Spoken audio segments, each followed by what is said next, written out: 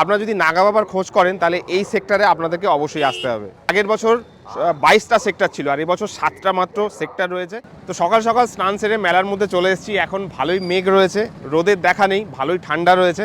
তো এইবারে আপনাদেরকে কয়েকটা জিনিস বলে দিই।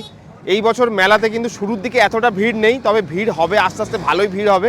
কুম্ভ মেলার মতো না হলেও অনেকটাই ভিড় পাবেন এবছর মেলায়। তবে শান্তিতে কিন্তু সঙ্গমে স্নান করতে পারবেন। খরচার কথাটা একটু বলি। সঙ্গমে আমি একটা বোট ভাড়া নিয়েছিলাম, আমি একাই ছিলাম। তো আমাকে 1000 টাকা নিয়েছিল, আর টোটোওয়ালা 200 টাকা কমিশন, মানে 1200 টাকায় আমি পুরোটাই ঘুরেছি, পুরো বোটটা রিজার্ভ করে। তো যখন আপনারা আসবেন হয়তো 1400 থেকে 1500 টাকা, বা খুব বেশি ভিড় হলে 2000 টাকাও নিতে পারেন একটা নৌকাতে।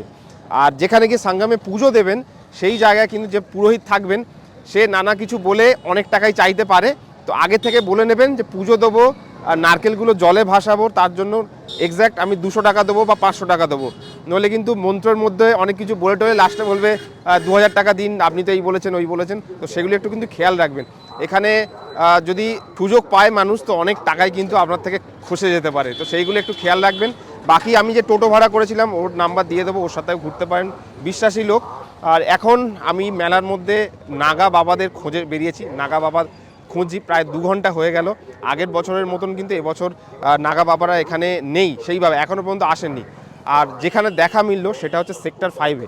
তো আপনারা যদি নাগা বাবার খোঁজ করেন তাহলে এই সেক্টরে আপনাদেরকে অবশ্যই আসতে হবে। আগের বছর যেমন মেলা শুরুতেই অনেক বাবারা চলে এসেছিলেন, দেখাও হয়েছিল শুরুতে। তো এখন কিন্তু আস্তে আস্তে এনারা আসছেন। আর আমি রয়েছি এখন সেক্টর 5-এ। মানে আগের বছর 22টা সেক্টর ছিল, আর এবছর 7টা মাত্র সেক্টর রয়েছে। তো আমি সেক্টর 5-এ রয়েছি।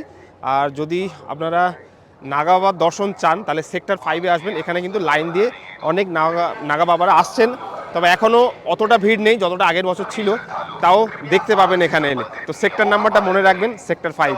প্রায় 2 থেকে আড়াই ঘন্টা খুঁজে খুঁজে সাধু বাবার দেখা মিলেছে, সাধু বাবার সঙ্গে কথাও হয়েছে। এইবারে মেলার মেন যে মেলার মধ্যে সেখানে যাব। তো এরপরে কিন্তু পুরো ডিটেলস ভিডিও আসছে যেখানে এই মেলার সমস্ত কিছু ডেসক্রাইব করা হয়েছে। আশা করি সেই ভিডিওগুলো অবশ্যই দেখবেন, আর চ্যানেলটিকে সাবস্ক্রাইব করে রাখবেন, কারণ আরও নতুন নতুন কিন্তু আপডেট আসতে চলেছে।